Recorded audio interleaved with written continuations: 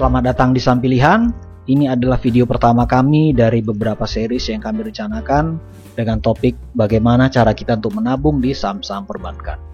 Ya, yang pertama kita langsung ke Bank NISP. Ya, bank ini adalah bank tertua keempat yang berdiri bahkan sebelum kita merdeka, tahun 41. Ya, dan singkat cerita tahun 2005 bank ini diakuisisi kepemilikan sahamnya oleh OCBC Singapura. Ya, sehingga mereka jadi pemegang saham mayoritas sebesar 85%.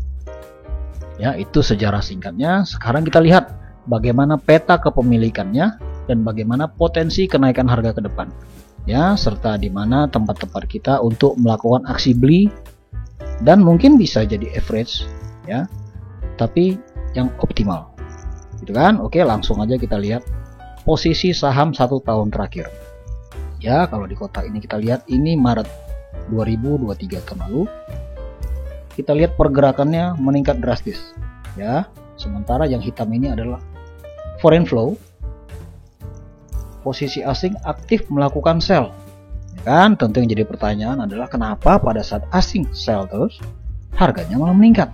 Kan itu yang coba kita jawab langsung dengan analisa kepemilikan. Ya. Di sistem saya ini kita lihat dari Maret, ya. Yang merah ini adalah porsi kepemilikan asing secara umumnya 91,79%. Ya, di sini ada porsi retail kita, ya, individu lokal. Di sini adalah big player lokal dan yang merah ini adalah big player asing. Ya, kita mulai dari asing, kepemilikannya sebesar 6,79%. Ya, atau hampir 7% ya di Maret 2023. Sedangkan di posisi terakhir di sini sisanya tinggal 5%. Berarti asing itu porsinya berkurang hampir 2%. Ya, dari mulai Maret sampai dengan sekarang. Ya. Dan itu tercermin jelas di sini bahwa asing memang aktif melakukan sell, ya. Sampai porsi mereka berkurang 2%. Sekarang kita lihat siapa yang membeli. Kan, kalau kita lihat dari porsi retail di sini 4,64 dan porsi big player lokal, ya, big player lokal ini termasuk korporasi gitu, ya, perusahaan sekuritas dan perbankan. Ini juga meningkat sebesar 4,85 jika dibandingkan dengan Maret kemarinnya. Sini retail cuma 3,8, big player lokal hanya 4,4, gitu kan.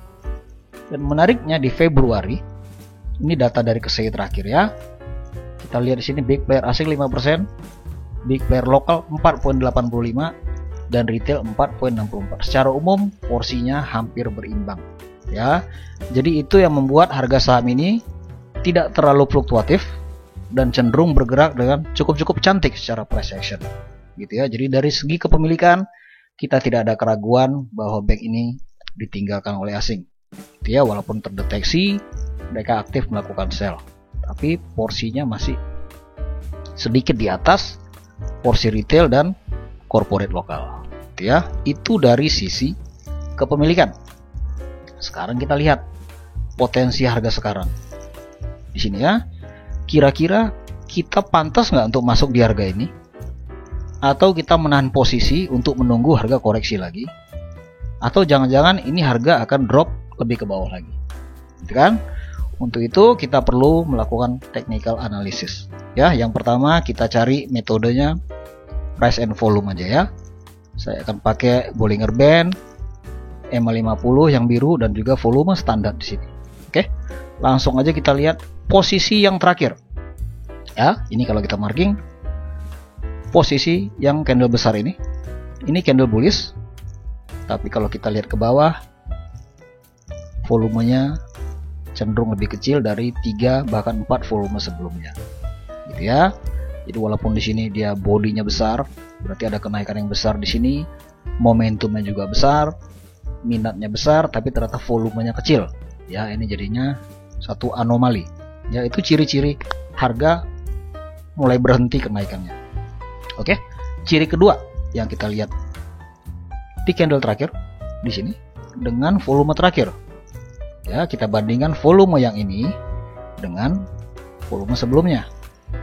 Di sini volumenya jauh lebih besar, hampir 2 kali lipat, ya. Tapi lihat candlenya dia berbentuk reject dengan body yang kecil. Artinya apa?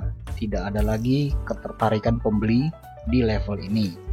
Ya, bisa kita simpulkan di level ini minat sell lebih besar. Itu dari volume. Ya, sekarang kita lihat candle patternnya. Ya, kita cari pola-pola bearish yang sudah ada dan yang akan terjadi. Oke. Ini kita lihat pola bearishnya satu di sini. Perhatikan Bapak Ibu ya, sama. Ini juga pola bearish, ini pola yang sama. Oke, ini juga pola bearish. Nah, cakep kan? Coba kita lihat polanya seperti apa. Ini dia ada bullish kenaikan, yang tengah ini dia rejeksi, yang kanan terakhir adalah bearish engulfing. Itu kan? Sama kayak di sini. Ini bullish, ini rejeksi, ini bearish engulfing. Lalu harganya drop. Ya kan? Begitu juga dengan ini. Bullish, yang tengah ini rejeksi, ini bearish engulf, sehingga harganya juga drop. Dropnya sampai kemana? Karena ini dia masih dalam fase uptrend, otomatis harga itu drop mendekati nilai rata-rata 50 hariannya ya, atau EMA 50 di sini. Oke, itu dari segi pola candle ya, yang mengindikasikan bahwa kenaikan saat ini sudah mulai tertahan. Gitu kan? Sekarang kita lihat juga dari sisi foreign ya, foreign tadi ya, kita perhatikan di sini Bapak Ibu, perhatikan ya, di sini harga turun ya, dan ini polanya sama ya, double top sama dengan ini. Oke, lalu lihat ke bawah Bapak Ibu, aksi sell asing sangat besar di sini ya, dan saat pola double top seperti ini di area-area resisten ternyata asing tuh sangat masif melakukan penjualan ya kan, sehingga kita lihat harganya drop. Dan pola itu sama dengan yang sekarang. Ini double top di area resisten dan asing juga sama aktif melakukan sell. Ini pola yang sama ya Bapak Ibu. Pola itu selalu berulang, tapi kadang kita nggak memperhatikan. Ya, jadi dari kondisi ini bisa kita dapat harga juga berpotensi untuk drop, gitu kan? Lalu yang jadi pertanyaan, ini kan secara tren secara garis besar dia bullish, ya. Tren di daily dia bearish. Kira-kira di mana letak buy yang optimal? Itu yang pertama kan. Oke. Kita kembali lagi memakai BBMA 50 di sini ya. Ini Bollinger Band standar, EMA 50 dan volume. Oke. Untuk melakukan buy sangat gampang. Kita akan menentukan poin-poin di mana titik buy pertama dan di mana titik average kita apabila ternyata harga tidak sesuai dengan ekspektasi kita di market. Yang pertama tentu kita cari yang namanya area support, resistance become support ya, atau dia RBS. Itu artinya di fase naik. Nih saya gambarkan. Andaikan ini pertama resisten nih Bapak Ibu, garis. Oke. Kita lihat misalnya harga bergerak dari bawah menembus resisten. Oke, kemudian dia drop berupa koreksi, retest resisten ini ya, lalu harga naik. Kemudian inilah yang kita namakan area resisten become support ya, atau yang dulunya dia resisten sekarang menjadi support gitu. Itu area-area yang optimal untuk kita melakukan entry buy. Lalu di mana di area ini? Nah, kalau kita lihat pertama cara mengamatinya, marking area resisten. Di sini satu ya, sini juga resisten, ini juga resisten. Oke, ini juga resisten. Ini dia support. Ya kan? Lalu gimana, udah dapat pandangannya? Saya bantu dengan tarik garis ya. Di sini akan menjadi area yang sangat baik. Oke, nampak jelas ya? Di sini kalau panahnya kita delete sebentar. Oke, di sini nampak dia area-area RBS pertama ya. Di sini dia menjadi resisten ya, harga reject ke bawah. Di sini resisten lagi, tapi reject ke bawah. Di sini juga resisten, dia masih reject, dan di sini akhirnya dia breakout. Kan? Jadi sekarang yang kita tunggu adalah harga untuk kembali koreksi ke area garis level kunci ini. Ya, di sekitar 1260. Oke. Yang jadi pertanyaan berikutnya, kalau ternyata market itu masih drop lagi, di mana letak kita untuk melakukan average buy?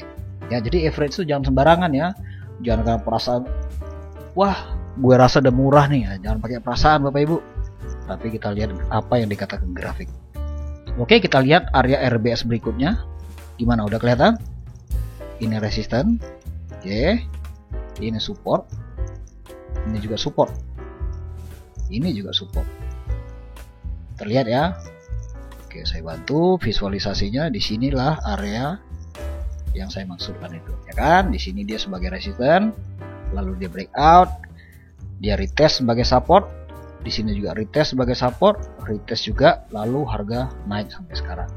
Jadi ini sebagai skenario kita untuk melakukan savingnya atau menabung ya di saham. Kita lihat harga sekarang tidak lagi kondusif untuk kita lakukan akumulasi buy. Ya, untuk itu kita menunggu harga koreksi ke area sini di level 1250 sampai dengan 1260. Ya, apabila nanti dalam prosesnya ternyata harga masih jatuh di bawah ini, kita jangan langsung kocar-kacir atau ketakutan gitu ya. Kita tunggu harga sampai mendekati titik kita yang berikutnya untuk melakukan average down. Oke? Itu akan menjadi cara yang sangat efektif bagi kita untuk menabung saham. Gitu ya, itu plannya, dan kita harus stick to the plan-nya, rencananya harus dipegang teguh. Gitu. Lalu sekarang kita lihat ya, kenapa pede banget average down di sini? Jangan-jangan nanti drop lagi ke bawah gitu. Oke, semua itu bisa terjadi, tapi yang jelas rencana kita adalah buy di area 1250 sampai dengan 1260. Lalu average-nya di sekitar 1100 di sini. Oke, hanya di dua tempat itu. Ya, jangan dirubah-rubah lagi kan. Oke, kita harus stick to the plan karena ini rencananya nabung untuk jangka panjang, setahun bahkan 2 tahun ke depan. Gitu ya. Jadi itu aja video untuk series pertama dari beberapa series tentang menabung di saham perbankan kali ini. Semoga bisa bermanfaat. Salam sehat, salam cuan.